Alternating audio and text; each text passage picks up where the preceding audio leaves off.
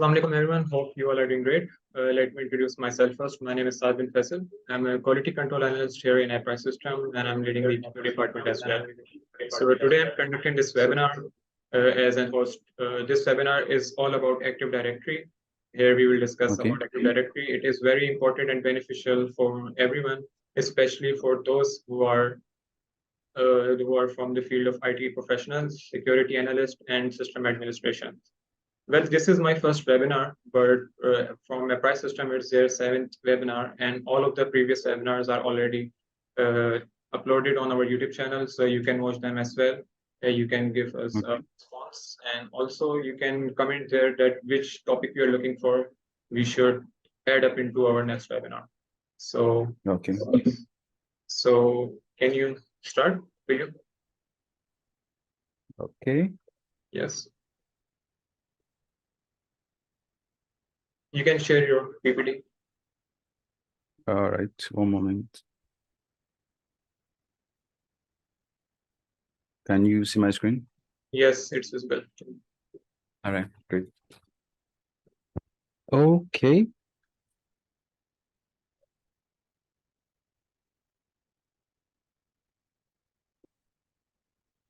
All right, so I guess I can begin now, right?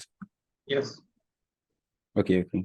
So the topic for today is introduction to Active Directory, and I believe for us to go into Active Directory exploitation, we kind of have some kind of experience with Active Directory previously. So this will just be like an introductory session, nothing too crazy, just introducing us to the Active Directory concept.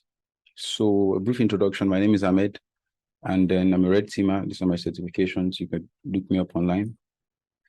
And so today we'll be looking at, of course, introducing us to Active Directory. We'll be looking at some authentication protocols. We would as well be looking at the main reason why we're here, which is pen testing Active Directory. And then we'll be looking at some common tactics, techniques, and procedures. And then a practical demonstration that will be covering the entire Active Directory queue chain. So what to expect from this session? Like I said earlier, we wouldn't be doing anything too crazy, just introducing us to the concept and then letting us know putting us in the right mindset. If we want to attack an Active Directory environment, how can we think? How can we, enumerate, find vulnerabilities, what to look for, and things like that. So that's what we'll be getting from this session. So down to it, we really cannot talk about Microsoft Active Directory without talking about directory service, because directory service basically gave birth to Microsoft Active Directory. And directory service has been around for a very long time, way before Microsoft Active Directory came to be. And the textbook definition here states that directory services are database for storing and maintaining information about users and resources. So in a network, when you have computers scattered all over the place, computers, database servers, and different things everywhere, they are not organized and there might be problem with management and things like that. So directory services helps you to organize these things, put them in structures where you know where to find what you're looking for. If you are going to look for the computers in the finance department, you know where to find them. If you're looking for the computers in the audit department, you know where to find them. So directory services helps you to organize things like this. And then Microsoft Active Directory is not the only one. Like I said, there are multiple ones. There's like GX Explorer, there's Apple Open Directory from Apple Computers. There are multiple different kinds of directory services that are available. So down to Microsoft Active Directory itself, it's a database for storing and managing information about users and objects in an Active Directory environment. So that's Microsoft Active Directory. And I wouldn't want us to put a lot of focus on forest, and because it's kind of high level. So, but we need to understand that the forest exists, and then there are trees, there are domains. Domains are in the tree. Multiple domains are in the tree, and in the tree is in the forest. And in the domain, we have organizational units. So you can see the structure. I don't know if you can see my mouse. Can you see my mouse? If you can see my mouse, let me know. Yes, I can. Okay, yes. So this is the forest, and in the forest, we have the tree. And in the tree, we have the domain, and in the domains, we have the organizational units. So these are all objects in the Active Directory. And part of these objects, they are users, they are groups, they are computers, they are printers, they are contacts, they are whole objects within the Active Directory. So they are standalone objects, and it kind of speak to each other. We are going to go further to explain how all this works in subsequent slides. So yeah, like the way we have HTTP as the protocol for the web that helps you to move data from clients to server and things like that. The access protocol for Active Directory is LDAP, which is Lightweight Directory Access Protocol. It helps you to enumerate LDAP, like definition here states. It helps you to manage, organize query information in an hierarchical directory structure. So if you're going to find like a particular user, or you're going to find a particular group, in a group, the only way for you to query this data is by using LDAP. Like this string that you can see here, what this string does is searching for a user, this user in this particular group, in this particular organizational unit, in this particular domain. So that's the way LDAP works. And aside from just being a resource locator, you can also use LDAP for several things like single sign-on. Yes, you can use it for single sign-on. In a situation where maybe you go to a company for a pen test, right? And then you find that the staffs are logging into the application, to an application or to a website or whatever internally with their corporate credentials, right? They are using the Active Directory credentials to sign in. There's a good chance that the application is running LDAP queries, connecting to an LDAP server to see if that user exists on that server. So it's nice to test for things like LDAP injection. I don't know if you guys know about that, but there's an injection vulnerability called LDAP injection where you can put LDAP queries into this login and password, and then it can open you to like plethora of findings when you try that. So that's one of the things to note, LDAP injection. Yes, so we're going to look at authentication protocols because it's very, very important. If you'll be exploiting Active Directory, it's very key for you to understand how authentication works, because for instance, you're doing a pen test and then you find NTLM hash. If you really don't know what NTLM hash is, or you know the difference between NTLM and net NTLM, you might spend a lot of time trying to, do something and then you're doing the wrong thing. For instance, you can pass an NTLM hash, right? But you cannot pass like a net NTLM v2 hash because you can't pass it. You can only relay it. It's a network authentication hash. So knowing how authentication protocols work will really help you with exploiting Active Directory. So first, we're going to look at NTLM, which is, I wouldn't say it's defunct, but there's a newer version, which is NTLM v2, which is much more recent and security-wise is far more better than NTLM. But for legacy purposes, Microsoft still retains NTLM authentication and still in use currently. So on the high level, like the way NTLM works, if you could pay attention, kind of number this so you can understand. Well, first things first, you as a user, when you authenticate to the client, right? The client sends a user request access to the server that you're trying to access. Then this server sends a challenge message. Furthermore, this client responds back to the server with the response to the client. If this response is valid, the server checks with the KDC. The KDC is the key distribution center. In most cases, is usually the domain controller in the network. So once it confirms this, you're able to authenticate to the server, right? It's just a very high level. There's a lot of problems with this stuff. There's a lot of problem with this authentication method, and there are lots of vulnerabilities. You're able to pass this hash and do all sorts of things. Microsoft recognized this, so they had to upgrade it to NTLM v2, which is far more secure than this. But like I said, this is still in use. And then more recently, there's Kerberos, not really recent, but Kerberos is still very recent, still very new, and it's far more secure compared to NTLM because there's a lot of key exchange going on back and forth. There's a lot of back and forth here and there trying to secure the authentication mechanism. So it's far more secure than NTLM. So looking at this, you can see 4 lines, but there's a lot going on more than these 4 lines. But just to break it down, like in a simple way, the first thing that happens when you're trying to authenticate with Kerberos is when, for instance, this is your client, like your desktop PC, you're trying to access this server, whether it's a database server or web application server, you're trying to access the server. The first thing that happens is your client sends a TGT, request for a TGT, and a TGT is a ticket granting ticket, right? It's this TGT back to the client. Now, the client takes this TGT, sends it back to the KDC, requesting for a TGS. A TGS is a ticket granting service ticket. I know it's a lot of word, but the TGS is a ticket granting service ticket. You can note that down and kind of maybe read up on it later. So once you get this TGS is then sent to request for whatever information that this client wants to request for, sends to the server, presents this TGS to the server and say, oh, I need some data in the database. The server confirms this TGS and then releases the data back to the client. So a lot is going on, but I want you to pay attention to this first line, requesting TGS and getting a TGT back, because we are still going to focus on this later on. Now, when it comes to pen testing Active Directory, which I'm sure this is why most of you are here, we're going to look at several things. And one of those things is the queue chain. So if you're on an engagement, right, you're supposed to do like a pen test for a bank or maybe a whole company or a small company, everything that you're going to have to do is going to be in the context of this queue chain. And the first thing is initial access. So gaining initial access depends on, you can try multiple things, right? But one of the first things is client-side vulnerabilities.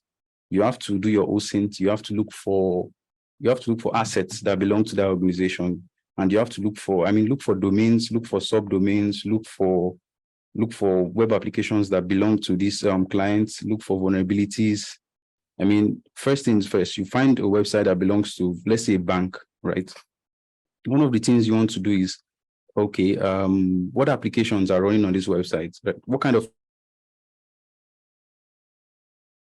web application you start to test for? Maybe template injection, maybe it's PHP, you want to look for like LFI or RFI, that is a local file inclusion and remote file inclusion, things like that. Look for vulnerabilities that can get you on the network in one way or the other. Aside from client-side vulnerabilities, we want to look at client-side execution, either by sending malicious documents to staffs, sending malicious documents, sending malwares, sending whatever gets you on the network. That's what initial access is about. Or insider collaboration, which is maybe you have somebody on the inside that could give you access to the network without you having to do anything. They just you give them a payload, they run it, and you're on the network. So the second thing in the queue chain is local privilege escalation, which is not really mandatory if you have enough things to move laterally. But in most cases, I think it's sensible to get local administrative access on the machine that you find yourself at. And there are multiple ways to doing this, either by looking for kernel level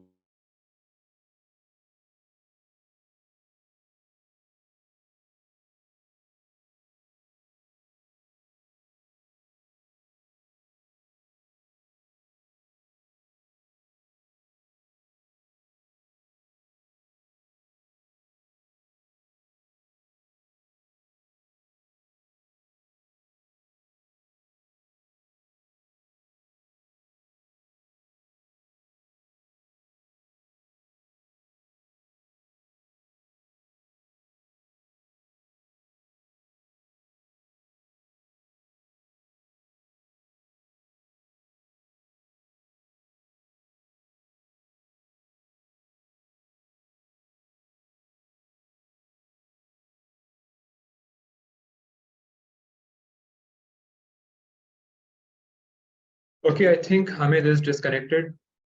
We have to wait for 2 minutes at least to him coming back.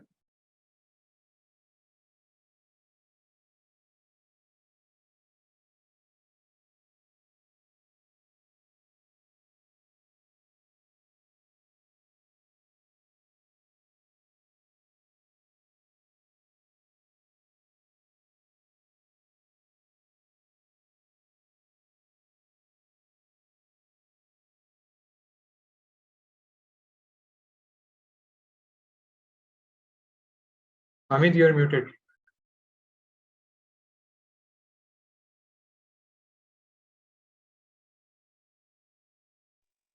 All right, can you hear me? Yes, I can hear you now.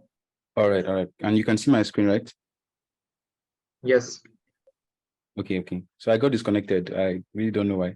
So yeah, like as I was saying, the two most important things is post-exploitation enumeration and lateral movement. Because if you really don't know how to enumerate the machine that you are on, you don't have enough information to move laterally, right? So these two things are very key.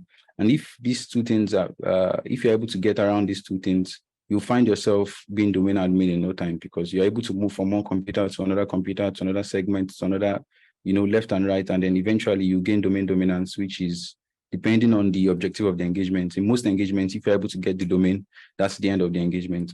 So I'm really going to go down into post-exploitation, enumeration, and lateral movements, because like I said, they are very important. And this, who am I, where am I, and what do I have? My own personal methodology for enumerating Active Directory. So if you kind of understand, I believe it's going to help you one way or the other when it comes to exploiting AD. Yeah, so this is a mind map, and I know this is a lot, so I'm not expecting you to kind of, let me zoom down so you can see. I'm not expecting you to know all this, but it's a good thing to have on the expert level. At some point, this is almost everything that could happen in an Active Directory environment: constrained delegation, unconstrained delegation, resource-based constrained delegation, DC sync, all these things. So I'm going to share this document with you. It's just a good thing to have, but this is a lot. You cannot have this on your head. Maybe over time, with like years of experience, you might be able to, hash all these commands and things like this. But generally, I don't think you should bother yourself with this. All you need to know are these three things that I feel are going to help you. Who am I, where am I, and what do I have? So when it comes to exploiting, you want to ask yourself is, who am I? This has been on the network already. Like, who am I? Am I a domain admin? Like, you need to really know what privileges that the user that you currently have is having. What privileges do you have as that user?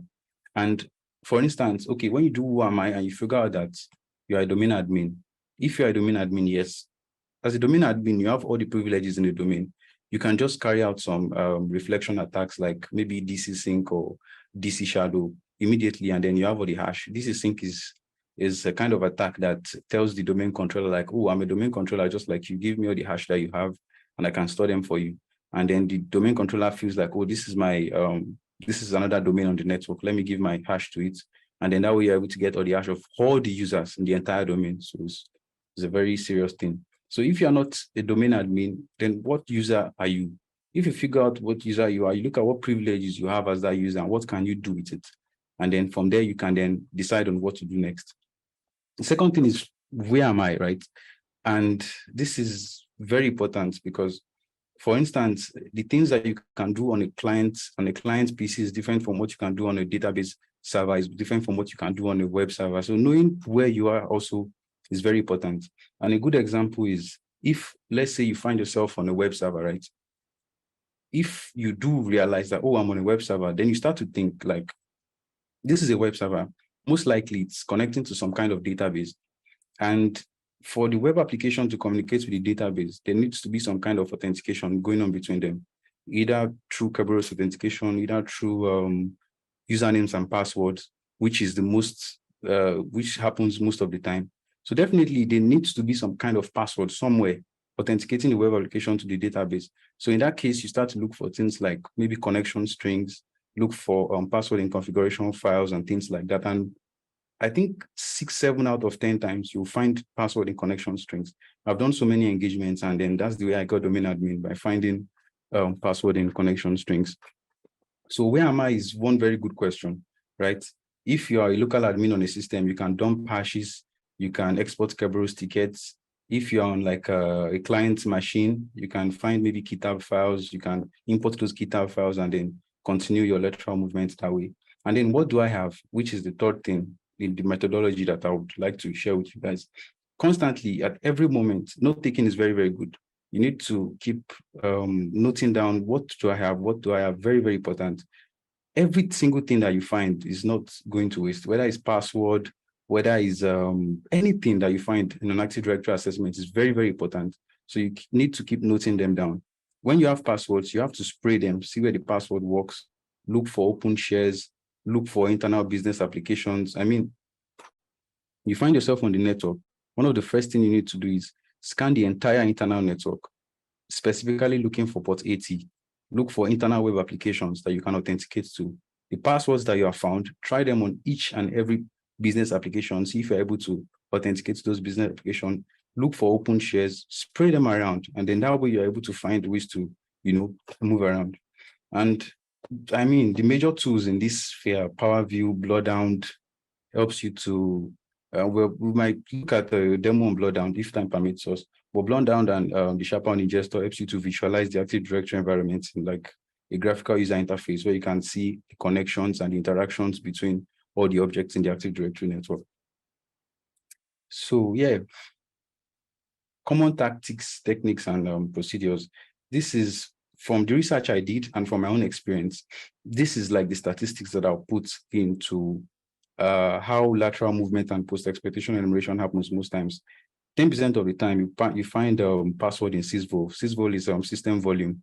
Most servers have this folder open by default.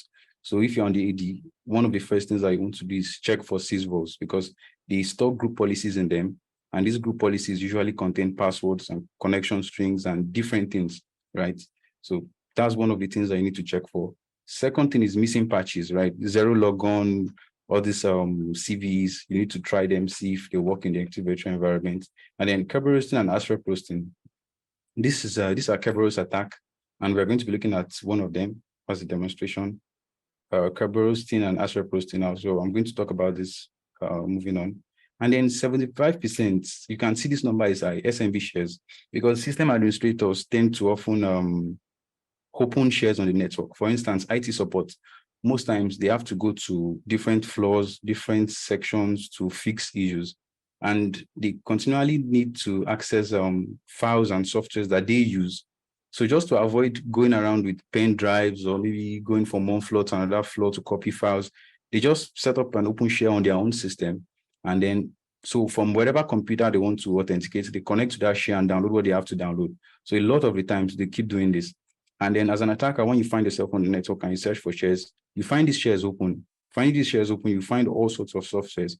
I've been on an engagement where I found an open share and there was a file there. It was an internal file. It was an exe, which really nothing to it, but reversing the application, like I reversed the application to read the source code. I was able to find some API keys that I used to authenticate to an internal business application. From there, I moved around. So SMB shares is, in fact, is very, very high. 75% of the time, you're able to get domain admin just by getting access to some open shares on the network. Yeah, so Ashray posting is, for you to fully understand it, you need to take your time to understand how Kerberos authentication works. That's when a lot of this is going to make sense to you. But on the surface level, there's a feature in server administration, right? In an Active Directory environment, this feature do not require Kerberos authentication. Once you do this, once you click on this, and then you're asking Kerberos authentication not to work on this particular user, you're opening that user up for kind of vulnerability called R4T. Because if you remember, when I was talking about Kerberos authentication, one of the first things that I said happens is the server or the machine sends a request to the KDC, which asking for a TGT, right? Which is KRBES request. And then it sends a response back to it. That response usually contains the password hash of this particular user. But when you disable this, when you say do not require Kerberos authentication, no check goes on at the first phase. Once you just request for a TGT from the KDC gives you that TGT immediately without even confirming if you are who you say you are. And that is because you've disabled this stuff. So I can get on the network and then search for users that don't have Kerberos authentication enabled. Once I find those users, I can just impersonate them and send a request to the KDC and say, oh, give me the TGT. Once I get this TGT, it contains the password hash. All I have to do is crack this hash and get the password of that particular user. And I think it's going to make a lot of sense when I get to the demonstration part. And I'm going to show you guys how all this works together. But yeah, so I'm going to unshare my screen now and share the other screen so you can see the demonstration.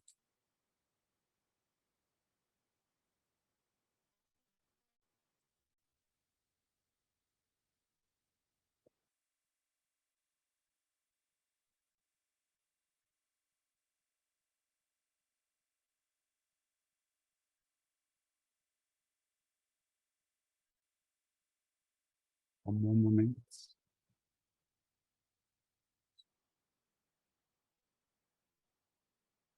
All right.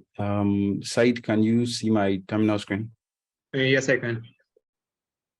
Okay.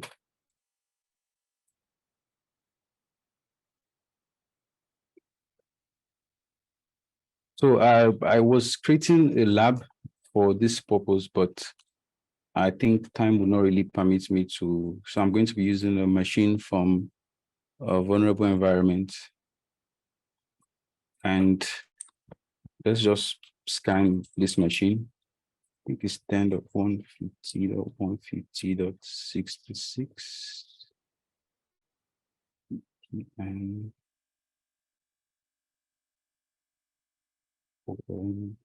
initial.tcp. So I would assume that some of us are pen testers here, and we really don't need to, we really know what's going on here. So what I'm just doing basically is I'm scanning this machine. Here I'm searching for, just show me open ports.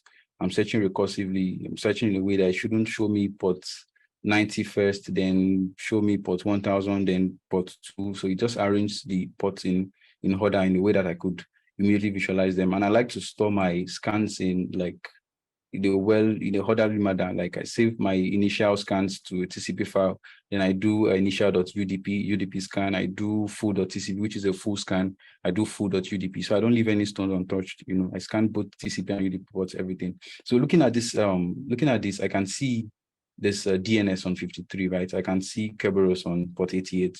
I can see 139, 135, 445. So this is part of enumeration. Me looking at this already, I know the next phase of attack, because I know I can see 139 and 445, which are SMB ports. And in this sense, me knowing that, okay, there's 139 and there's 445 here, I know what kind of attacks that I want to go with. I know I can do PS exec, I know I can do SMB exec because the SMB ports are open. And I can see 3389, yeah, which is Windows Management Interface, WMI. So I can do things like even WinRayman. Just knowing these things would really, really help your exploitation tactics. And now, attacking this machine, I wouldn't bother myself with any other ports here. But particularly, I need to pay attention to LDAP because, like I said earlier, LDAP is a resource locator. And for LDAP to be open on this machine, it means I can query this machine for like LDAP syntax. I could send LDAP queries to ask for information. I can ask for users in the network. I can ask for groups. I can ask for organizational units. I can ask for basically anything. And it's going to give me a response because the port is open. So in this case, there are tools or software that you could use to query for LDAP information. There's LDAP search. There's some, I think LDAP enum. There's several scripts, but for me, I just prefer to use Mmap because if you're not aware, the Mmap scripting engine is very, very robust. And, you can really query a lot of information. Let's do, yeah, scripts. So we're going to run the LDAP script on this machine, and we're not going to boot. So we're going to store this to ldap.txt.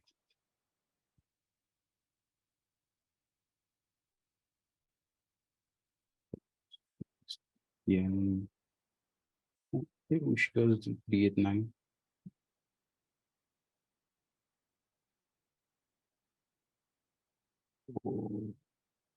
And that's 150.150.66. Yeah, so I hope that's right. Okay, so yeah, let me show you where the scripts for LDAP are. USR,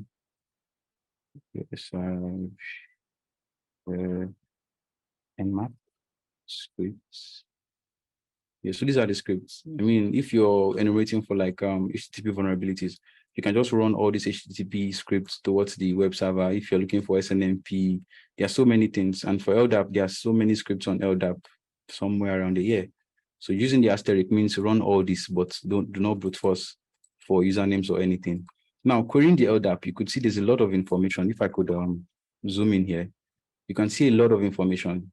These are Nmap scripting engine already automated the process for me by requesting different kind of information from the LDAP server. And immediately we can see the DC, we can see the DC's doom ops, we can see usernames, you can see usernames like guests, we can see their password, logon time, basically all the Active Directory information about that user is here. We can see another user here, Revenant, and so on and so forth. There are so many users here. And us having this username is a way for us to like further carry out more attacks by getting usernames and emails We can see all this information. We can sort this out. I think I saved it to a file. Let me see. Yeah, okay, I saved it to a file. So let's just grab the emails. Let me show you an example. Given name. Where's the email? Okay, yeah. So the user principal name is one thing that we need. Let's grab this.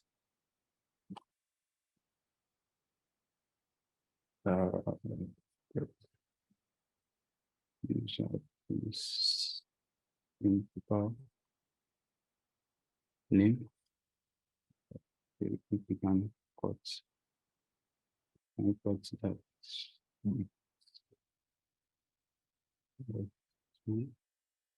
Okay. So this. What I'm doing is saving the emails to a file.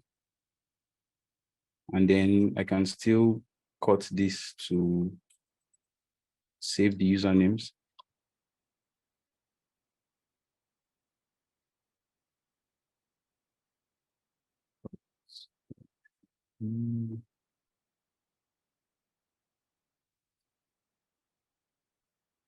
One, okay. Save this as names.txt. So when we cut emails and names, so now we have the names and emails of all the users on the network. And like I said, one of the things to test for is hash repository. And I want to ask the LDAP server for, can you provide me with all the users on this network that have Kerberos pre-authentication disabled?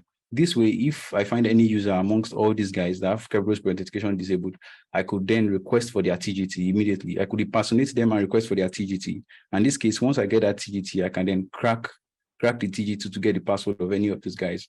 So there are different tools for us to do this. For me, I like using in-packets. And you could use crackmap exec, you could use, there are other tools you could use, but for me, I like using in-packets. And then we already figure out what the domain is. For in-packets to work, is always, from a Linux machine, it's always nice to add the domain to your host file. I think I'll just do that right now. So,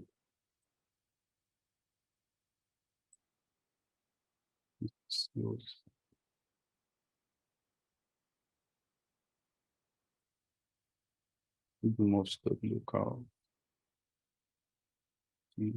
I hope we're not running out of time. Said, let me know if we're running out of time. I would try to round up very soon. Yes, we are running out of time. So if anyone have any questions, you can type in the chat. So yeah. So let me just copy this command. Yes.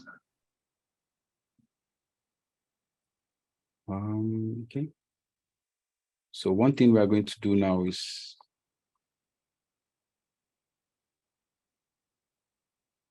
yes. So this is in-packets. This in-packets tool helps us to enumerate the domain and look for users. Like I said, they have Kerberos pre-authentication disabled, and then it's going to output the users, going to output their hash, the TGT, so I could crack them. What did I say? It's okay. Names.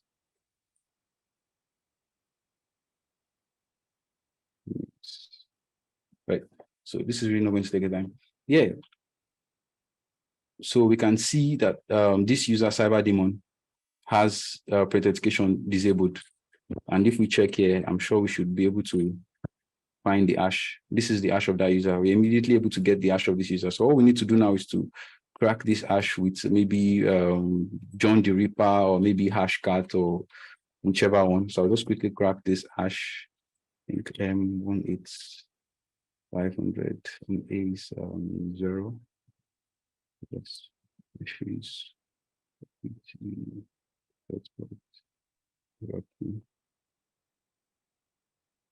18500, 18200. Yeah. So this shouldn't take time. And if we're able to crack this hash, we're able to get the password of the user. And getting the password of the user here. So you can see the password of the user here is Doomhammer211. So having this password of a user that is on the network. Sai, did you say something? No, carry on. Okay. So having this password now, this comes to the technique of what I have. Now I have a password. For my previous enumeration, I know that there's their ports open, their SMB ports. I could do PSSX, I could do Evil WinRIM, I could do all these things. So having this password immediately, I can maybe try Evil WinRIM. Let me see if I could type here and copy. Okay.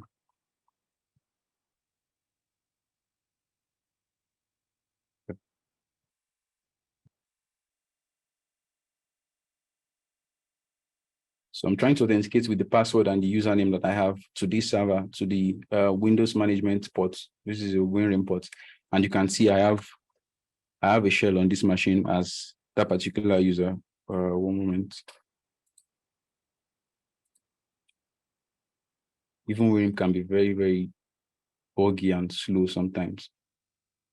But basically, this is it. I'm able to authenticate to this machine as the user. I can cancel this and run it again. Press Y to exit. Yep.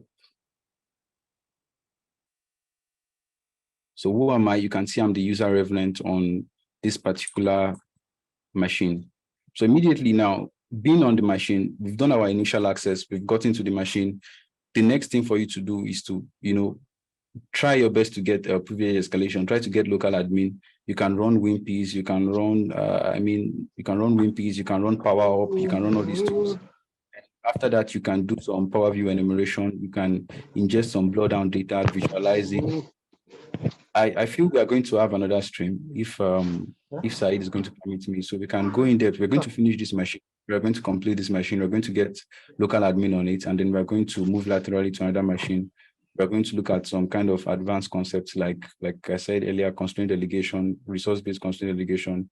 We'll look at some kind of high-level attacks, basically how to move around using scheduled tags, ATSEC, SMBSEC, and all these things. We'll look at local administrator password and all those high-level stuff. But basically, this is just the Q chain. And the most important takeaway for me to you guys is to know those three things. Who am I? Where am I? Let's wind this up. I think we get some question in the chat. Let's wind it up. Okay. We have 2 minutes left. Okay. We got some questions in the chat. So, let me see what questions you have. Can you read them out for me? Yes, sure. I can't find them. Yeah. Okay, so the first question is, can we utilize Bloodhound for AD pen test? For what?